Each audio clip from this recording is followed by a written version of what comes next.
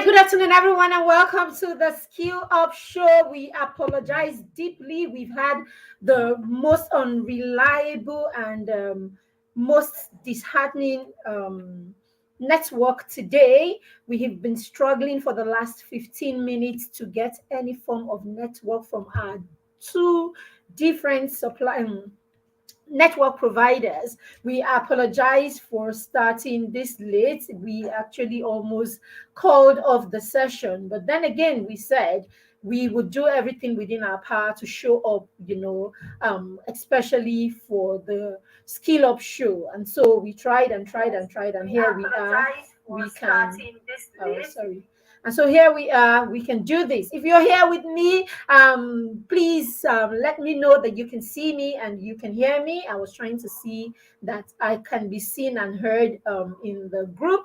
All right. So if you can see me, you're on Facebook, you are on YouTube, you can see me, you can hear me. Please let me know that you can see me and you can hear me so that we can throttle on. We'll try to make this session as short as possible, all right, so that we don't take more time because we've already lost so much time here. Today, we are diving straight into a topic that is very close to my heart, okay, and that topic is raising preteens who are self-aware and are self-driven. How can we raise preschool pre-teenagers, right? And even your teenagers. I always say that this show is meant for parents of young children and preteens, meaning parents of children between 6 and 13, 14. But yes, even if you are a parent of a teenager, right, and you notice that there are still gaps in your parenting or there are gaps in the life of your child, then this show is also for you. In fact, this show is for you no matter what, no matter,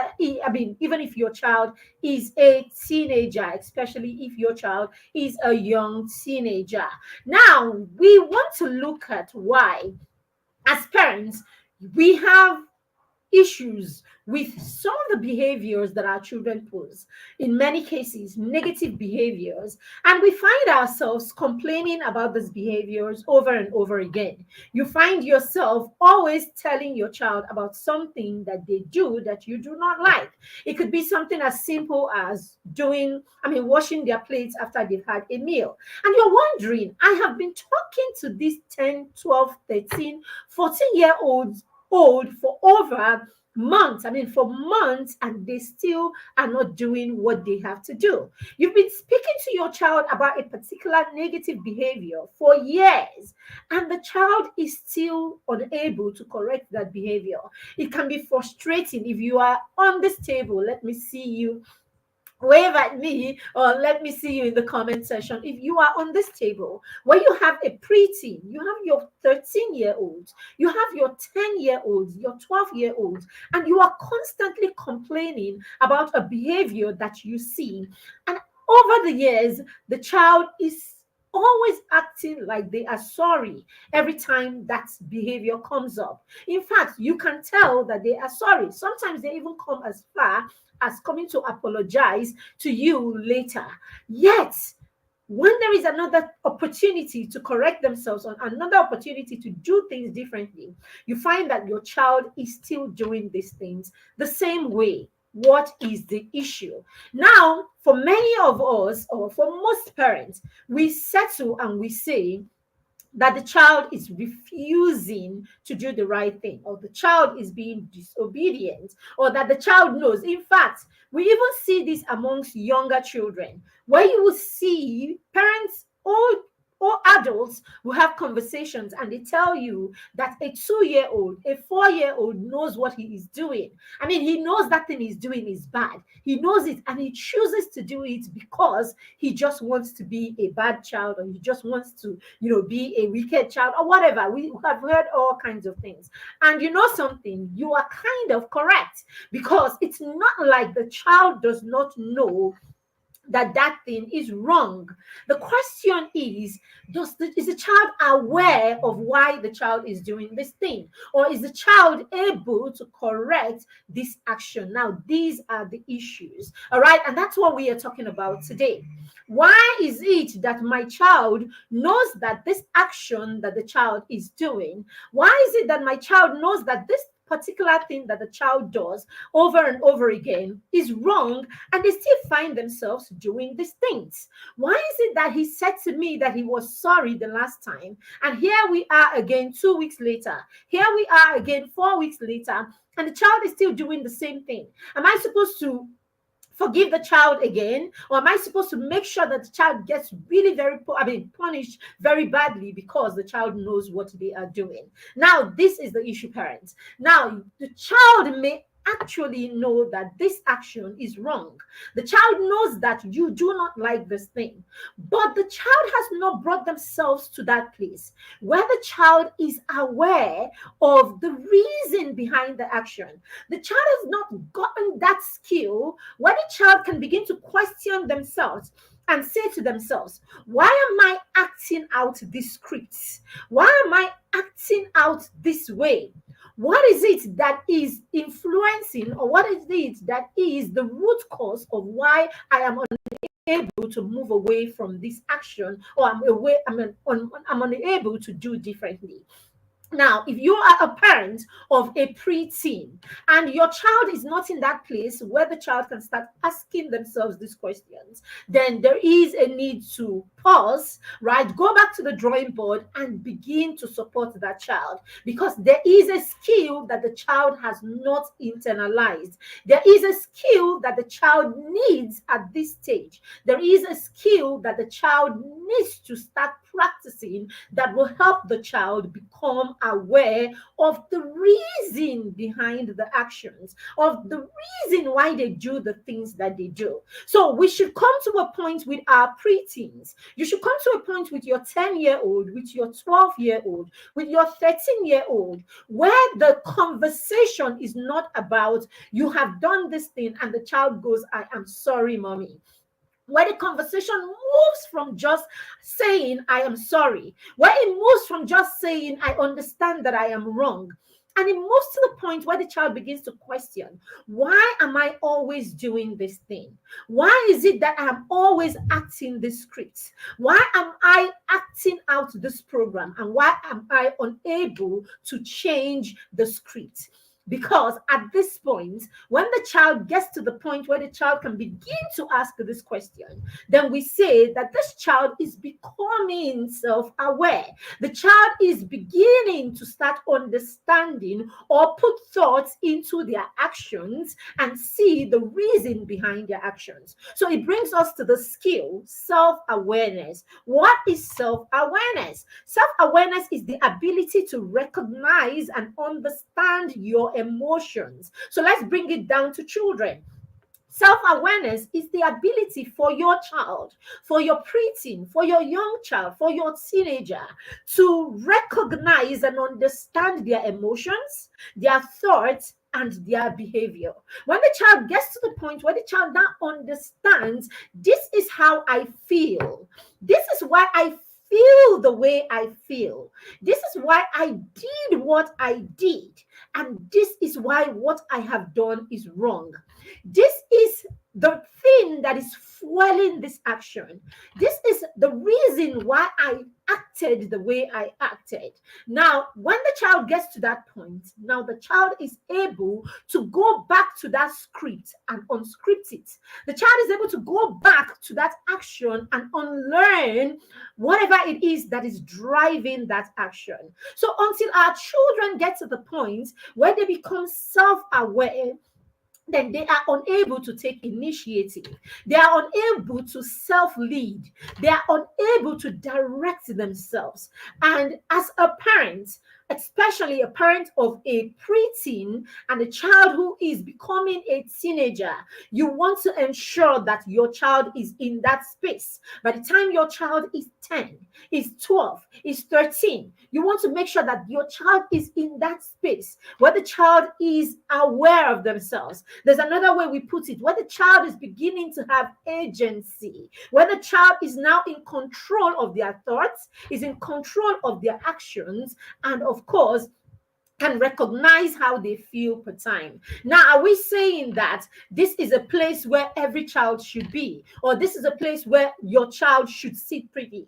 No, because of course, the part of the brain that controls, all of these actions is not fully developed until the child is somewhere in their mid-20s. But is your child making progress, or are you intentionally supporting the child? Are you intentionally programming the child? Are you creating the environment and the support system for your child to start growing on the spectrum, or for your child to start growing in their self-awareness? Because self-awareness is not going to happen when the child becomes 25 automatically, since we say it takes the prefrontal cortex, the part of the brain that controls their actions, their emotions, their learning, and all of that, right? It takes up to when they are in their mid-20s for that part to fully develop.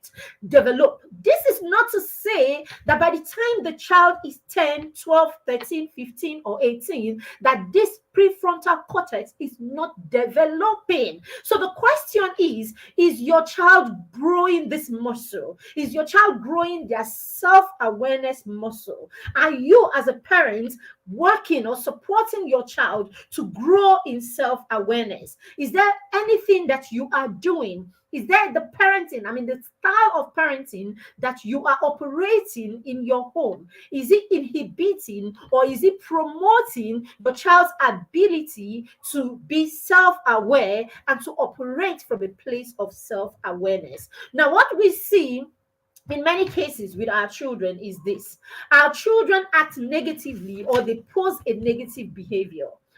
The way we react to their negative behavior is usually this way. As a parent, you get upset that the child has done something wrong.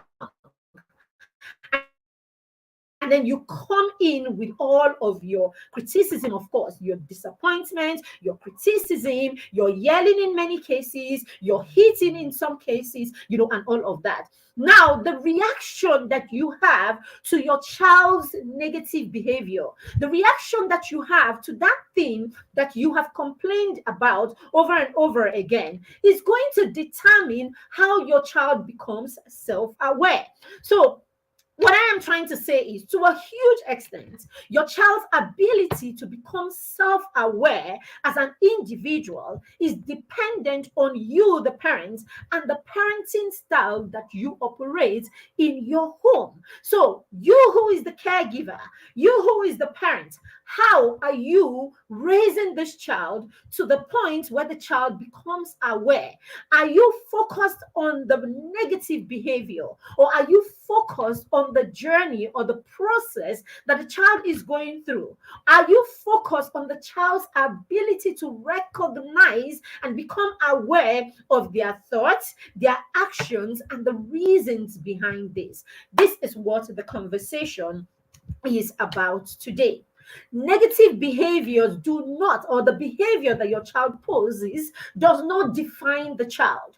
As a parent, if you are able to get to that place where you know that the negative behavior or the behavior of your child is not what defines your child, is the child's ability to be aware of themselves and to gain agency such that the child is in control or begins to gain ownership or control of the way they think, the things they say, the things they do, and how they do this. Now, this is what the focus should be, dear parents. The moment our focus continues to be on the negative behavior, then we will not allow our children, or we would not teach or help our children become self-aware.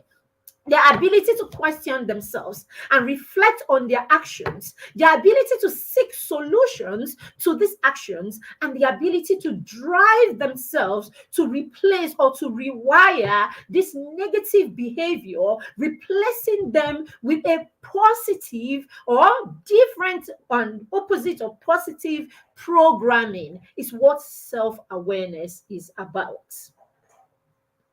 Let me rephrase that. When your child gets to the point where they can recognize their negative behavior, where they can recognize the unpleasant result of their negative behavior, and the child is able to question and answer the question, why am I behaving like this? Why am I acting like this? What is the reason for this action? When your child can question themselves and they're able to reflect on their actions and seek solutions on their own to do differently and to replace that programming that they have, replace the negative programming for a more positive one, to the point that the child is aware of this process. Now your child is becoming self-aware. And this is for every kind of behavior, whether it is the way your child talks, the way your child acts, the way your child responds, right, emotionally, whether it's in their schoolwork or the way your child, approaches their talents and their skills. In all of these areas, it applies to every area of your child's life. Their ability to reflect on their actions and to seek ways to act differently or to replace the programming or the script that is making them act the way they act. Now, if you are a parent of a preteen, like I am, then this should be your goal. My goal is not about my child saying sorry for an action every time. My goal is not about the child, forcing children to go and say sorry to the next person, or telling them to go back to school and say sorry, or to come to me and keep saying sorry. My goal is that the child is able to stop and reflect on the action. Why did I do this? Where is the script coming from?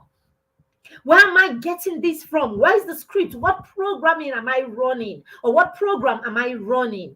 And now, am I able to recognize that this program is wrong? This program is not serving me or serving the people around me. This program is negative. This program is not right.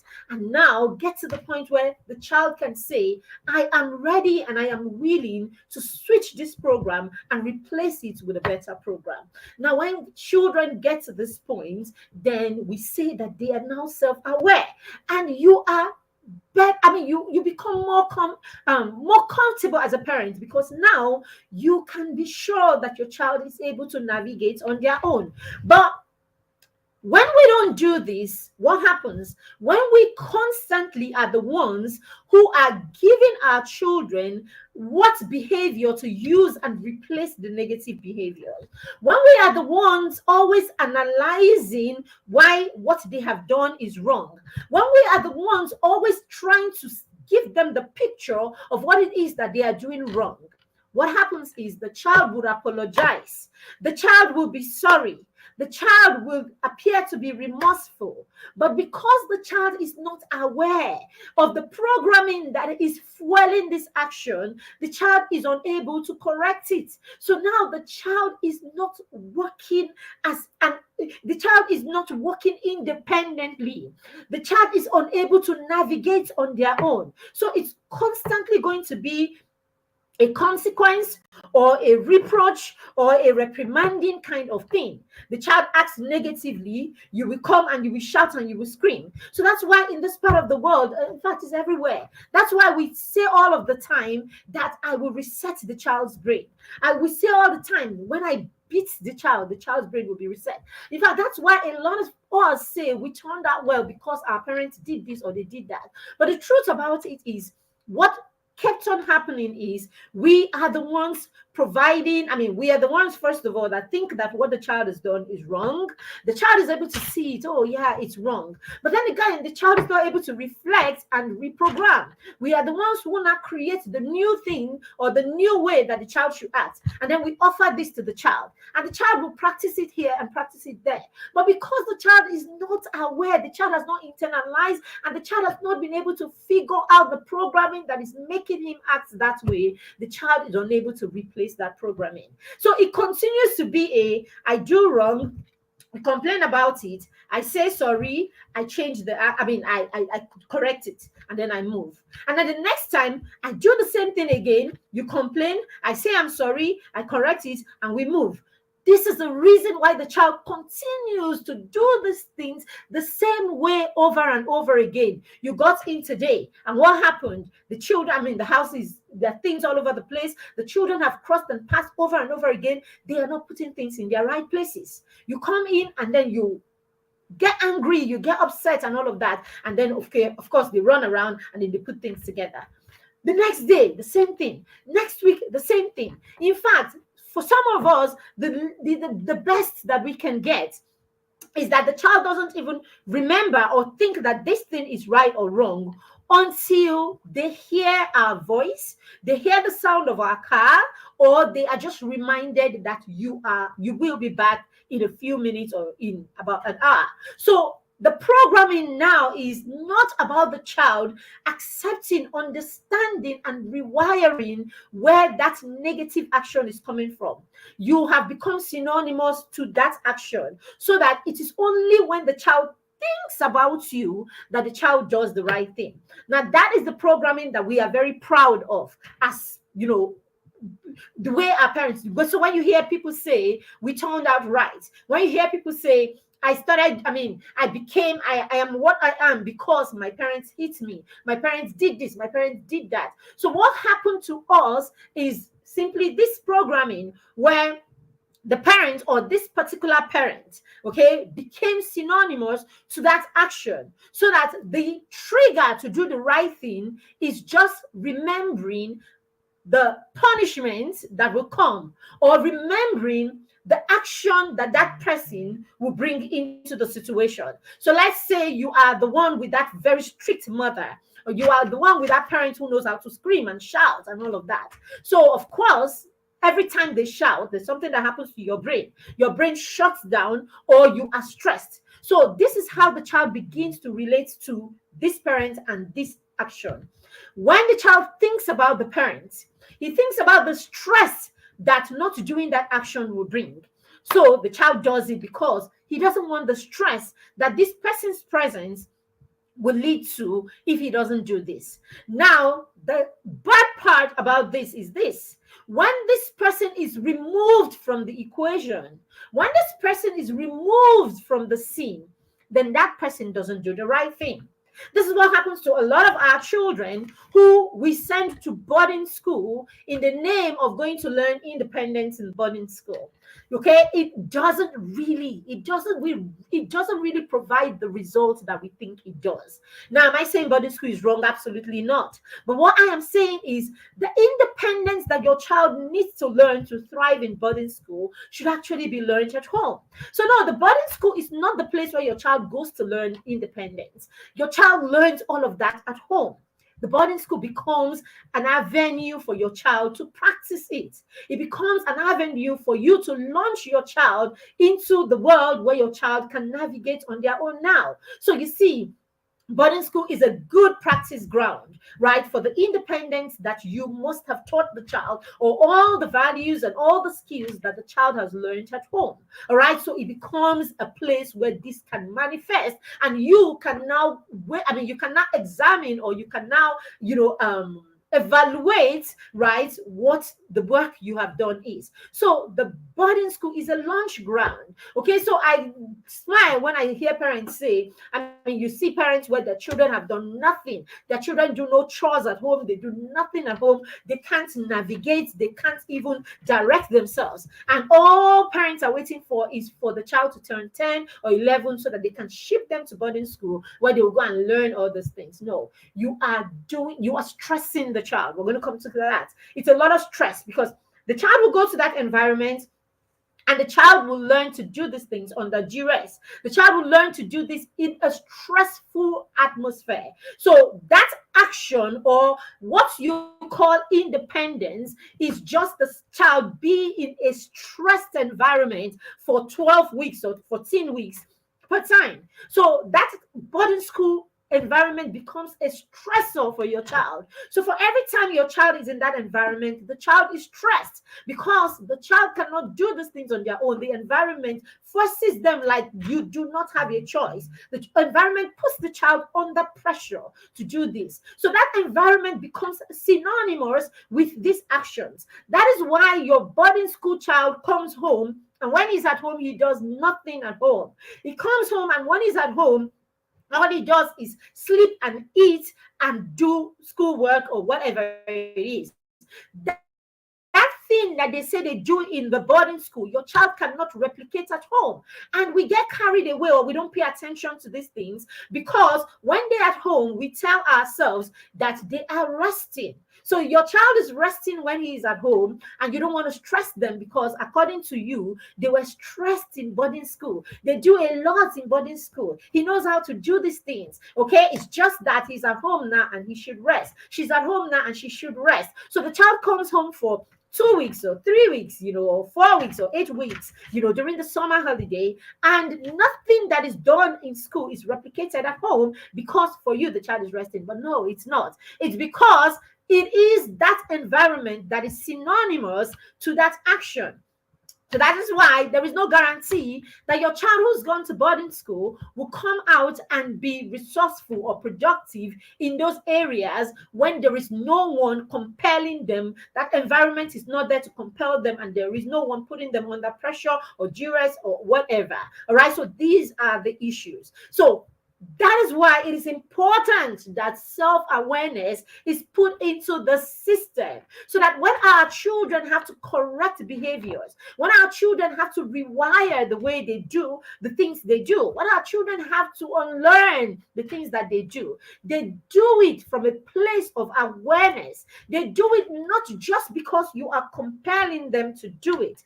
They do it not just because they will get into trouble with you. We want to remove ourselves from micromanaging our children. We want to remove ourselves from being the reason why our children do the right thing. You want to do this for your preteen now. You want to do it for your young children and your preteen, because you do not want to raise a teenager who is not self-aware to a huge extent. We want to bring children to that point where they do the things that they do. They direct themselves, they lead themselves, they take initiative, they correct their failures, they correct their mistakes from a place of awareness, they correct it from a place of recognition, of understanding that this isn't right, that this is a negative behavior, that this behavior does not serve me, that this behavior does not serve my family, doesn't serve my parents, doesn't serve my community, that this behavior will ruin me. This behavior will ruin. Do you understand? When this is where it is coming from, then the child is in the system themselves. The child is in that journey. The child has understanding and the child is aware, and it's not just driven by the environment, but by a particular environment or a particular human being. Okay. And then, of course, it's the same reason. You remember when we were growing up, how your father is gone out and the father is a strict one, and then everybody is doing anyhow until you hear the sound of daddy's car at the gate. The car goes, the horn goes boom, and everybody begins to scamper around. It is because there is no self-awareness. It is because the action is synonymous, or that's trying to replace that negative behavior with a positive behavior is actually powered by an individual. Now, dear parents, you won't always be there with me. We won't always be there. So we don't want to be the ones that power our children's positive behavior. We want to be the ones who have supported them to be aware on their own so that they can begin to power their actions and not, we powering their actions. So let's look at some of the things that we do that inhibits this skill in our children, self-awareness. Number one, when parents are focused on outcomes and not on the process. When you are a parent that is constantly focusing on the outcome. All right. We want our children to appear good. We want our children to be seen as obedient. We want our children, we want people to look at our children when we're outside. You know how we say it? When we roll our eyes, the child will conform, right? We do it, we say it with pride. How our parents didn't have to say much. All we needed to do was look at their face and then we adjust. We were there. We're remote controls, basically. You see what the remote control does to your TV? That's what our parents were. They were just simply remote controls with the sensor in our head. And so when they press, okay, the sensor in our head tells us what to do. So we were just mini robots. That's what it is. Isn't that what it is? With all of the AI that we talk about today, what does it take? It takes you, a remote control, the sensor, and that's it. You press and AI goes to work. All right. So that's what we were being programmed into. All right. No wonder we have the level of corruption we have out there. No wonder we have the level of lack of empathy that we have in our communities. No wonder we have people who are not sensitive to other people's needs. It's because we were not acting from our own understanding and awareness. It's because we were acting kind for our parents because their remote control is controlling us. It's because we were saying sorry to our siblings when we did wrong to them because our parents forced us to go and say sorry. It was because we shared our toys because someone forced us to share our toys. Not because we were made to understand the why. We were made to understand, right? Why we were choosing not to share. Why are you not sharing? Think about it. Why don't you? Because we were not allowed to be aware of whatever was driving our actions. So we were told what to do. We were instructed on what to do all the time, told what to do. Our parents were setting rules and not creating values. All right, so that's the next one. When we focus on rules and not on values. All right, because if what we did, back then, there were just so many standards that applied not just in our homes. Those standards applied, in the society, in the environment, and all of that. So that's why we wake up and we say things like women should not be heard. They should not be heard before they are seen. So they were just generalized standards that were swept across communities, and that's it. It just became a standard. So why is not known? Why should a woman be heard before she is seen? Why should this? Is it like someone is in trouble and the woman needs to, stand up for them, and so you can hear her before you see her? No, you were just told that you were supposed to be silent. Because you're a woman, you were not supposed to be heard. Children were told not to look into the eyes of parents or into the eyes of adults. You were termed rude. You were termed arrogant when you even question what an adult has said. So at the end of the day, you see us, we grew up believing that every person, provided the person was older, had wisdom. So that's how a lot of us were packed with foolishness. A lot of us were taught a lot of foolish things by people simply because they were elders. Because really, the truth is, wisdom is not synonymous to length of days, isn't it? You can actually see an old person that is foolish, and yet you can see a young person who is wise, right? But then again, it was twisted, and we were told that provided the person was older, then the person had more wisdom. So whatever the person said was the right thing. That's why a lot of children were molested. A lot of children were abused simply because the adult is right. What the adult said to be done was what had to be done. So these are the issues. So we were setting rules and rules and rules and rules, and we were not teaching values. Because when we teach values entails that we are making the child understand our beliefs. Our values come from our beliefs, our ideology. Hi, Bukum, how are you doing? Thank you. All right, our values come from our beliefs, our convictions, right? Our ideology. all of these things, what you believe in, what you are convinced about, what ideology you have, all of these things come together to form, right, what it is that is our values. Now, when you are sharing with a child and you are making the child understand, this is the reason why we do not, this is the reason why we think, why we prioritize education for and so reason. So this is our conviction as a family. This is the reason why we think that marriage should be done in a certain way or at a certain time. This is the reason why we as a family we believe that extramarital sex is unacceptable for and so reason. You base it on a fact. You base it on a principle, whether it's a biblical principle or it's whatever principle. You base this thing on this, and then based on that, because it is a value, there is a why behind it. Because it is values, it's not just about rules. You can't go here. We can't eat when we go to the neighbor's house. You can't. You this, you that. You don't look. You don't that. So we made so many.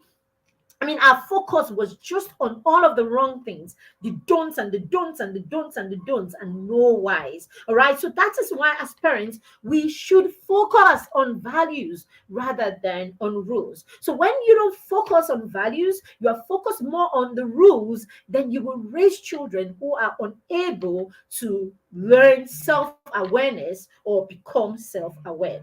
The next one is lack of emotional support. You will agree that a lot of us grew up, all right, in families where our parents were not there supporting us emotionally. It's so bad that in some cases you would actually have a stay-at-home mom. The mom, why am I saying this is not against, this is not even a comparison between how we were raised and what we are doing today, because the same thing still apply today. So let me scratch me saying our parents, but yeah, it's an example, so we will use them. But you will still see some of us, even in today's parenting, you still see a parent who is a stay-at-home mom, or parents who works at home, or parents who is a father even who works from home. And yes, you realize that there is no emotions involved in your relationship with your child. It's simply, the routine is as simple as we wake up in the morning, we say good morning. In some families, we don't even say good morning with a touch of, affection. Good morning is good morning, daddy. Some families, it's even so bad that the children do not even greet each other. It's just, we just know how to normalize nonchalance and laid back behaviors, and all of that. So it's just a flimsy good morning and everybody passes and all of that. And then the next thing is, what is for breakfast? You go and you eat your own, another one goes and they eat their own and all of that, and then the child goes to school. The child comes back to school. Good morning, mommy. Welcome back, and all of that. There's food in the kitchen. The child eats. So you will be in that home the entire day. How was school? School was fine. And that's about it. And before you know it, it is dinner. Mommy has gone into the kitchen. Go and have your bath. The child has gone to have a bath. Mommy has gone to the kitchen. Mommy has finished cooking. Mommy has served the food. Or in fact, Auntie Agnes has cooked. The maid or the cook has cooked. And then after that, the child has eaten. Child eats on their own. You eat on their own. Before you know it, lesson teacher is around. Lesson teacher has finished working with the child. You just pass. Good morning, ma. Good morning, sir. Amen. And that's about it. Before you know it, are you still there? Will you go to bed? And all of that. The child has gone to bed. And this is the circle.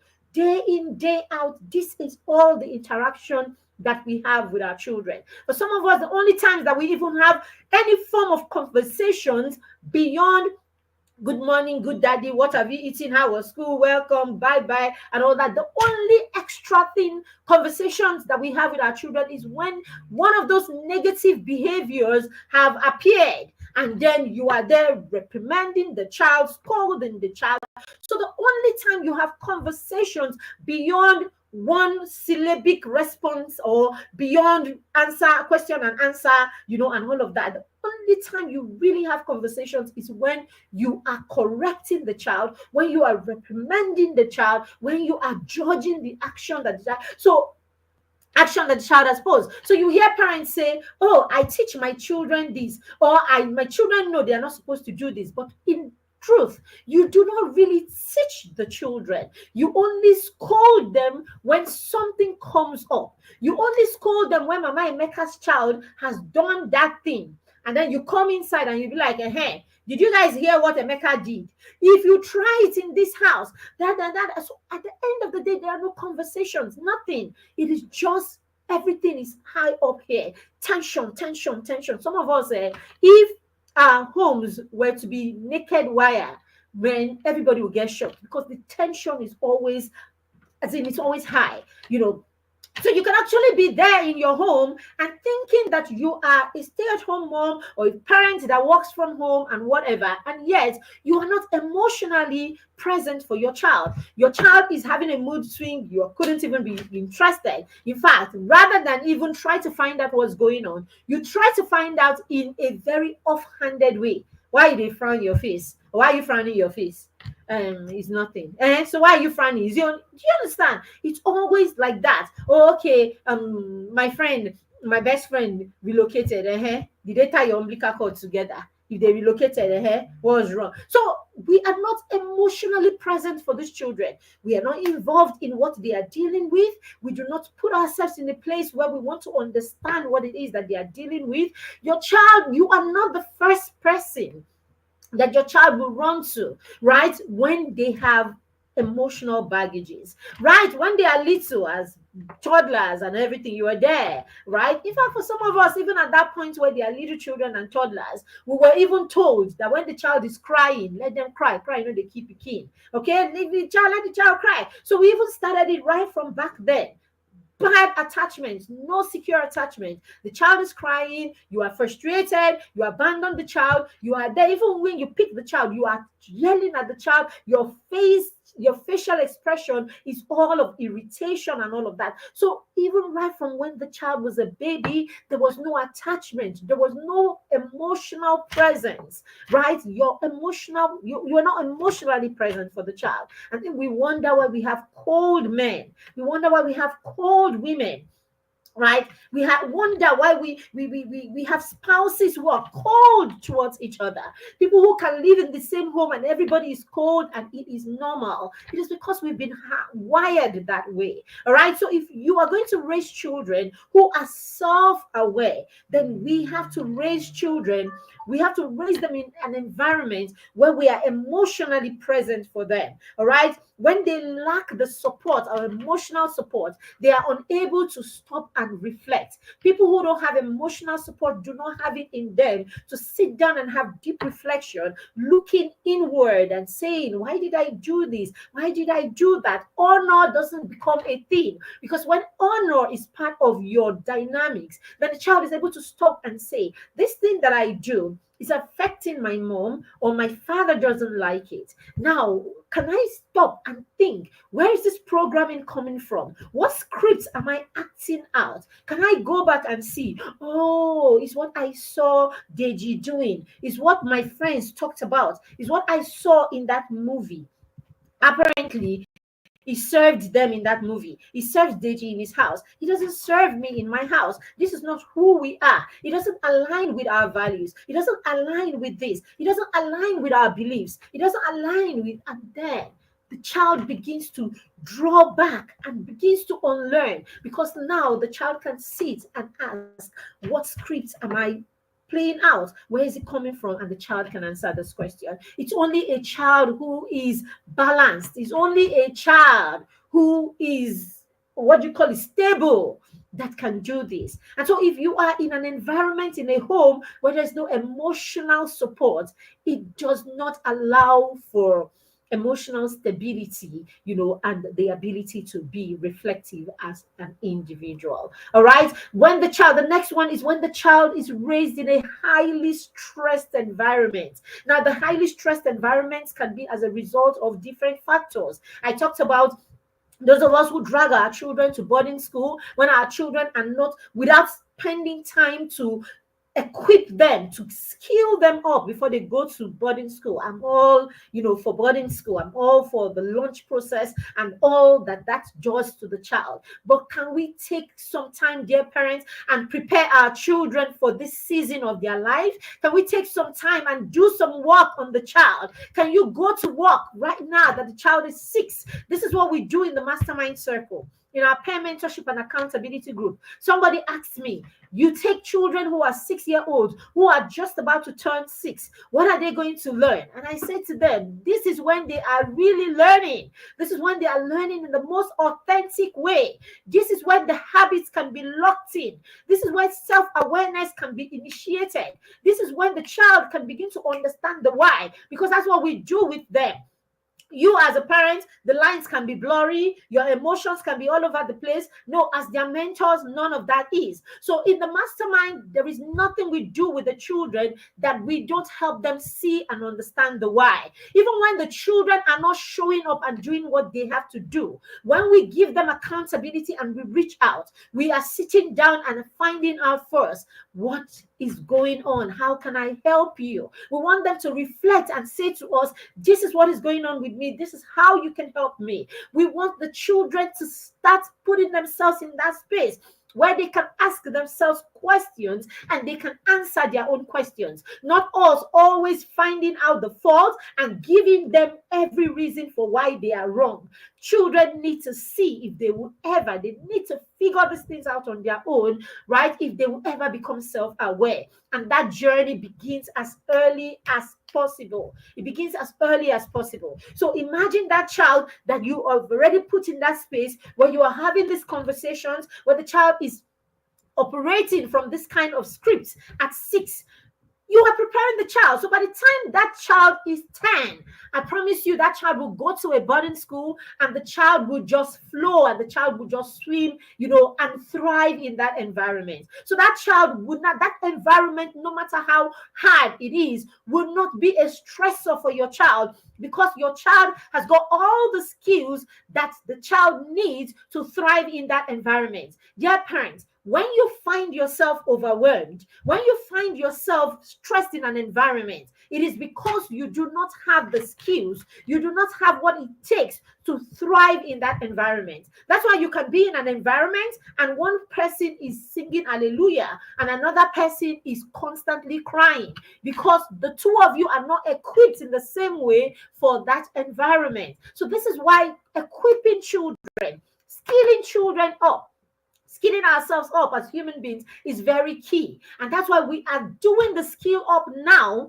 before they get into those environments. So when they get into those environments become the places where they can navigate, and the environment do not become stressors to our children. So for some of us, our homes are stressors. Our home environment is stress. When your child is growing in a home environment where, as I said, there are many factors. Even lack and poverty can be a stress factor in an environment. All right. If the parents have not planned their lives well before the children came in, if the parents are going through, temporal issues, whatever it is, provided it is not temporary, it becomes long. If it's a temporary issue, then because you have stabilized and you have planned and you have raised your children, and these are the issues, because you have raised your children for all kinds of season, because you have raised your children with skills like adaptability, you have raised your children to be able to do things, all right, to be independent, to do things on their own. So when you go to homes and you see 6-year-olds in the kitchen, you see 8-year-olds in the kitchen, you see 10-year-olds cooking and preparing full meals, some people will go and say, oh, you're abusing the children. But no, what you are doing is you are helping them build executive functioning skills. These are the skills that will help them navigate through life. So when they get to a situation where they don't have people at their beck and call, the child is not stifled. The child is able to navigate because the child has learned the skill that can allow the child navigate in that environment or during that situation. So it's not about whether they are jebotas or they are not jebotas. That's not the conversation. It's not about whether you have the money to hire 20 minders or 20 housekeepers or 20, whatever you call them. That's not the conversation. The conversation is your child skilled? I say this all the time. If COVID did not teach us anything, if COVID did not teach us anything, then there is something wrong. That COVID period did not teach us to go back and change our mindset, around when it comes to skilling up our children, then we didn't learn anything. Because during COVID, it didn't matter how many domestic whatever staff you could hire. Okay, did you hire them? In fact, people told their maids to go home. People told people around them to go home. A lot of people couldn't come into our homes because the virus was everywhere and we weren't sure who is bringing to our space. A lot of us were forced to do things for ourselves. Our children were forced to do things for themselves. Tell me that if you are a parent that is skilled, for those of us who are children were already skilled, we did not stress the way a lot of people stressed. A lot of marriages got broken during COVID. A lot of relationships became, disconnection, all kinds of things happened because we were forced in a situation that was different from anything that we knew. And because in many cases we had not been skilled for this kind of eventualities, we had not been skilled for this kind of situation, families struggled. So what we are saying, let that be a reason to learn and to prepare our children for all seasons. We're talking about war in Ukraine. We're talking about all kinds of situations. There were children who were in who were in some of these countries, even Nigerian children who were in some of these countries when war or whatever it is broke out in some of those places, right? Now, that is it. You have enough money to even send your child abroad. And yet, even in that abroad, they still meet situations. Children still meet situations. We still meet situations, hurricanes and all of that. If we don't learn the skills that we need for all kinds of situations, there will still be a reason for failure, and then bad one, because in this case it's not just about mistakes, it's about skills that we do not have at all. So that's why it's really very key that that our environments are not stressors. All right, so if you create that environment in your home that is stressful to your child, your unskilled child will weary you out. Your unskilled child will make you, will stress you. Imagine, there are times that you just wake up. For those people who have 1-2 maids, or helps in the house, sometimes this helps just wake up, pick their bags, and they leave you. And you are almost dying in the 1 week that you don't have a maid, or those times that some of them will go away for Christmas. You're almost practically just losing your mind because you have not equipped your children or skilled your children. So you will have your 13-year-olds, your 14-year-olds at home, and you are still stressed because another person's child decided to go and be with their families. See, the issues are many. All right, the next one is lack of mentorship and accountability. We've been shouting, let your children get mentors. See, having your children mentored is not about you being a bad parent, dear parents. We say, come to the mastermind circle. We take children that are 5 years and 8 months, okay, children that will turn about 6 in January. We take this group of children. We say, bring your 6-year-olds to 13-year-olds to us in the mastermind circle. What are we doing? We want to partner with you so that you have other people speaking the same language that you are speaking to your child, right? Your home is too small to raise a global giant. Your home is too small to raise a global citizen. So when your child is listening to you at home, you want the child to hear the same kind of things that you are saying, even in a bigger environment that is right for the child. Remember, your child is a function, and who we turn out, to be is also a result of the environment, the rooms that we have found ourselves. So you want to intentionally place your children in rooms that are speaking your language, and I do not mean your dialect, speaking your values, the language of your values, the language of your expectation, the language, speaking the same thing that you're speaking, so that it can corroborate. We can corroborate what it is that you're saying to your children. Your children come to the mastermind circle and they are with 100 other children. And they can see it's not just my parents that think that I should work on my talents. It's not just my parents that think I shouldn't binge on TV. It's not just my parents that think I should have less, screen time. It's not just my parents that think I shouldn't have a phone at this age. Okay, 20, 40, 50 other children are like me. So the children see that those kids in their class or the neighbors who do these things are not the beginning and the end or the standard. They can see other vibrant, intelligent, super intelligent children like themselves who are like them or who are like what you want them to be or what you are saying is acceptable or not acceptable in your home. Your children can see that, oh, there are children who go to bed at 8 or at 8:30 or at 9 as opposed to arguing with you all the time. But my friends don't sleep till 12. But my friends play games. But my friends have phones. But my friends do this. Let them see like minds. So it's a community of people with similar values, parents who already understand that their children need personal development and that the children need to begin to develop self-awareness, resilience, and all the many other skills that we teach in the Mastermind Circle. All right. By the way, the 1-year subscription of the Mastermind Circle is short, so we're not taking people into the Mastermind Circle for the 1-year subscription anymore. But we have the foundation cohort that is coming up.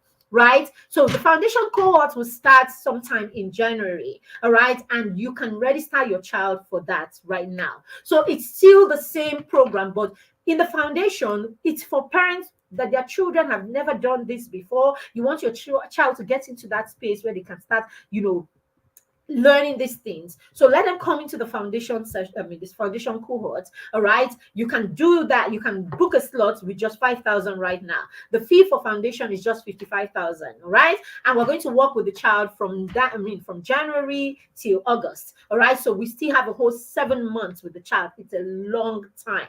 All right, so if you are not able to get into the 1-year subscription because we are gone, this is week 9 already. We don't want to overwhelm your child. This is already week 9. All right, so let them get into the foundation so that we start foundation class together. And I promise you, the transformation will blow your mind. I'm not even joking. I'm not even bragging. I'm not joking. I know the kind of accountability we give in the Mastermind Circle, you can find it nowhere.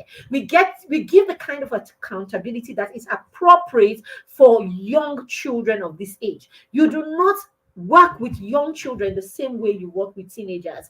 It's different. So in the Mastermind, we focus on this. And so we nurture them and then nurture them into their early teens. And then we ground them as teenagers in our senior partner, in our senior cohorts. All right. And as soon as they turn 14, we graduate them. We don't keep them. We send them to teenage programs now, knowing that their foundation is already strong. All right, so that's it. And then the last one I'm going to be talking about. So I said mentorship. Mentorship will give, we will partner with you. So now you have a partner as a parent who's working with you directly. You can cry to us, you can vent to us, you can reach out and say to us, this is what I am struggling with the child. And with that, we are able to reach out to the child. So the child is getting double barrel. Do you understand? The child is getting accountability from us. Of course, our accountability system is so solid that even when you are not able to hold them accountable enough, at least you still have buffer in us holding them accountable. All right, so that way you have a partner with us, your children have, and the Mastermind is such a sweet place that we make the children comfortable. We make them comfortable. We have zero shaming in the Mastermind Circle. Yes, we get to the children to do what they have to do. It's just amazing like that. And it evolves every year. What we had in the Mastermind Circle last year, I promise you, is nothing like what we have in the Mastermind Circle this year. That's what we have done to ourselves. We keep evolving every year. All right. So these are the things, all right, that you want to do. Now let's go quickly and look at what you can begin to do, so that I have not just told you what you are doing wrong, but now I want to tell you what you can begin to do right today to help your child become more and more self-aware. We're going to run through this because, of course, whatever solutions we give to you here is not enough. These are just tips here and all of that. You need to be in a system. You need to put your children in systems where they can grow. Your journey is different from your child's journey. Yes, they are linked, they are in sync. But as you are learning and you are getting knowledge, ensure that your child is also learning and your child is also growing in their process. That way, your child is self-aware and the child is not just getting instructions from you, and the child is not just being micromanaged by you. Because when you are the one doing everything, you are the one doing the initiating. You are the one taking the initiatives. You are the one introducing the tools. You are the one you want to put your child in a space where the child needs to carry out their own process also, where they begin to move on the spectrum of motivation from zero, a motivation or external motivation, to determination, passion, intrinsic and internal motivation. Now, when we get to the point where our children can motivate themselves internally, then we say that the child is aware and the child has agency, because now they are responsible for their thoughts, their actions, and they understand the why behind what they do. And this can happen as early as possible. They don't have to become 18 and 25 before all this begins. Okay. One of the best things I've done as a parent is register my children in the mastermind. So thank you. So that's a mastermind parent right there. Thank you very much, ma'am. All right. So let's go quickly and round off, what we can do. So number one, use conversations over confrontations. All right.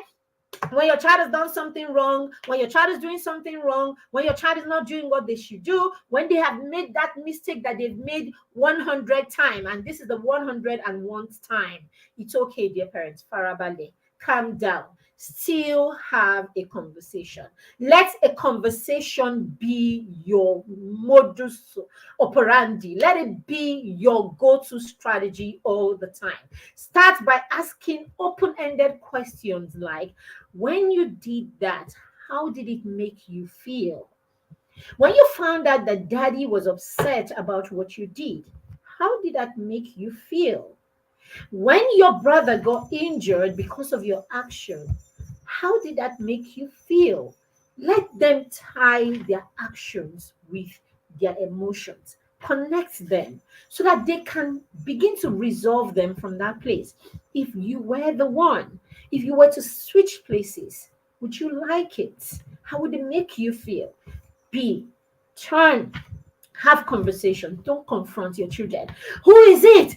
Not tell you. I've told you over and over again. This thing in our mind we are correcting, but no, at that point, brain shuts. Child hears nothing. At the end of the day, is he remorseful? Yes. I'm sorry. He didn't mean to injure his brother. He did not plan. Nobody, no child is that wicked. I just want to see blood. No child is that wicked. The child may be angry, and at that time, the anger is feeding the action at that time. But I promise you, children are not that wicked that all they want to do is draw blood. The anger is the one. So you want to stop now. So is he going to be sorry after injuring his brother? Yes, he would be sorry. Is he sorry? Yes. But the next time he's angry, is he going to come at his brother again? Yes, he would. Because the action, or what is driving that action, is an unmanaged, anger. What is driving that action is the child's inability to manage their emotions. So in the mastermind circle this month, we're talking about emotional intelligence with the children. So we're going to be taking them through the process of learning how to deal with their emotions, recognize their emotions, name their emotions. And this is a going concern. We will keep trying, we will keep pushing, we will keep encouraging, and as we do that gently, gradually, the children will begin to move on that spectrum because now they are aware. Do you understand? Number two, you want to discuss their strengths and their weaknesses. Let your children always know their strength. We do not joke with this in the mastermind. We are constantly pointing the children to what you have inside of you, what you have, your strength, your superpower, your superpower, your superpower. We want to magnify their superpower so that they see their self-worth, so that they can see themselves as worthy. Now, when you are worthy, then you're able to see the mistakes that you make as one-off, as mistakes, and as things that you can go back and correct. But when you are always focused on, you're always hammering on the negative, the child views themselves from the negative perspective. So doing right becomes seasonal. Do you understand? But when you focus on their strength, then their weakness becomes one off. Do you understand? It becomes what happens once in a while. So it's easy for you to go and correct yourself when you know that, okay, this isn't me. It's just a wrong decision. Do you understand? That way, the child is aware of his strength. The child is aware of his superpower. The child is aware of what he is capable of and not what he is not capable of. All right, so discuss their strength. Number 3, model self-awareness. Model self-awareness. As a parent, let there be that time where you pick a book and read. You are aware of this part of your life, getting knowledge. Let them see you pick a book and read. And that way you can say to them, it's time for you to pick a book and read. Create a system in your home where there is a time where everybody reads. We have a system in our home, we call it stop and read. At 8 o'clock, everybody stops in my home. Every gadget, if at all they are on, goes off, but the children do not even watch TV throughout the week, only during the weekends. So during the weekend, we're done eating, we've cleared up the kitchen, we have written our reports for the mastermind, and then we stop and we read. And that reading could be just for 15 minutes, could be just for 20 minutes, could be just reading one chapter. But then again, now you are modeling to the child, that the child is seeing you model. Now there is time to go to bed, there is time to gist, there is time to call friends, there is time to watch movies. What you are doing, you are modeling awareness. I'm aware of this time, I'm aware of this. Now as a parent, I am angry, I'm aware of my emotions, I'm aware of why I am angry. I'm able to communicate to you why I am angry or why I'm upset about what you have done. And I'm able to deal with it, right, without losing myself. This is you modeling self-awareness to your child. You're modeling mindfulness to your child. Very important. All right. The next one is you give them opportunity to practice. You give them opportunity to start small projects. We have a course, okay, a workshop that is happening next weekend. It starts next Saturday. It's a whole month workshop.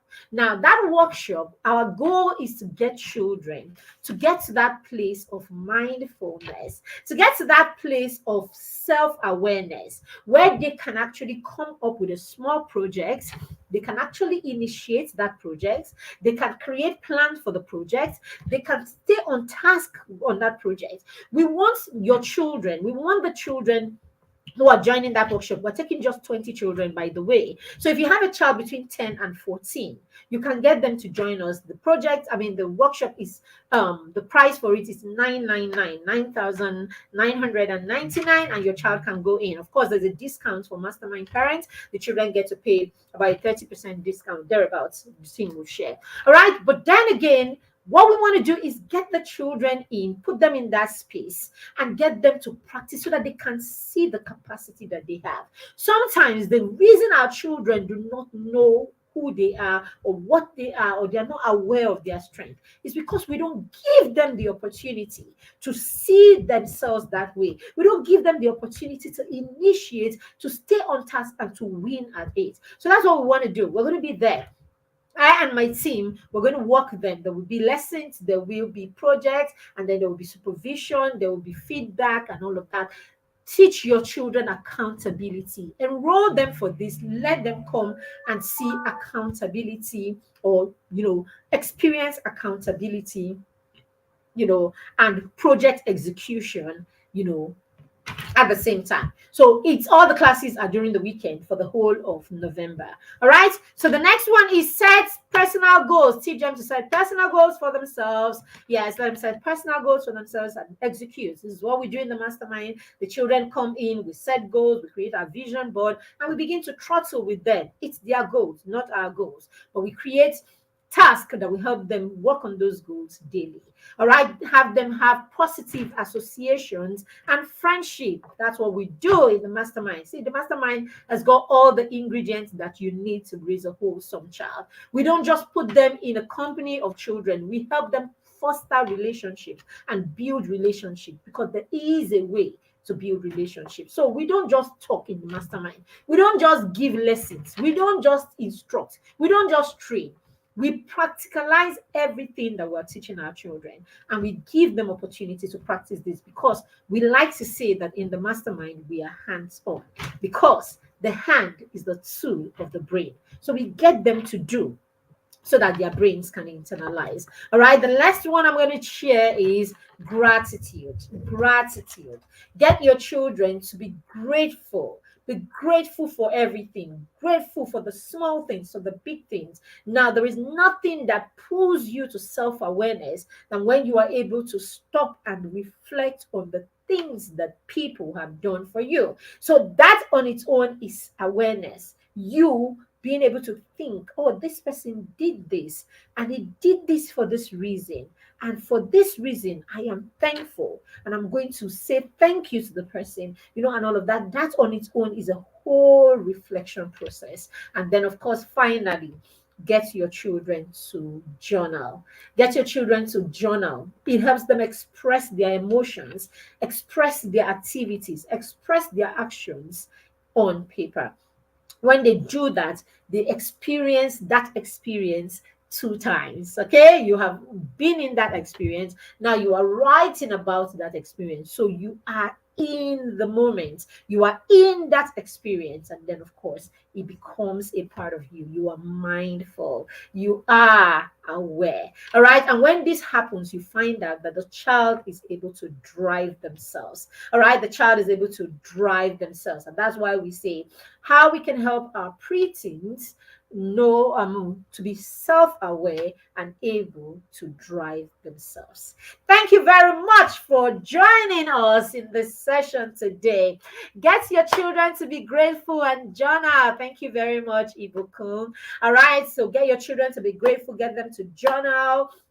And all of this, with all of these, we are getting our children in that space where our children become self-aware. All right, so if you like your child to join if you want your child to join the foundation cohort of the Mastermind Circle that starts in January, then you would have the information at the end of this session. Just check in the comment section and the description on YouTube, and you can use that to book a slot for just 5,000 naira and then pay instrumentally from now to the end of January. We will onboard them in February after our orientation in January. All right. So get your child can still be a part of the mastermind circle. All right, so yes, you still have 7 months. They still have 7 months to be with us, right, beginning from January, February. All right, so if you also want your child to be a part of the workshop, if you have 10 to 14-year-olds, don't do them wrong. Bring them, let them join that workshop. 20 of us with throttle, and the results will be mind-blowing, I promise you. All right, get your children on board to join that. All the information will be in the comment section and in the description on YouTube. Do not miss the opportunity. Thank you very much for joining me again today. I do not take it for granted that you are a part of this session. Thank you for allowing us be a part of your parenting journey. Have a fantastic week ahead. God bless you. My name is Marybeth Chima. Yes, and I am the founder of the Parenting Through Mentorship Academy and the proud matron of the Mastermind Circle. Proud matron. And I am always excited to be on your screen discoursing and talking about parenting with you. Thank you again. Thank you very much, Ibuku. Have a fantastic rest of the day and the week ahead. Bye. Bye now.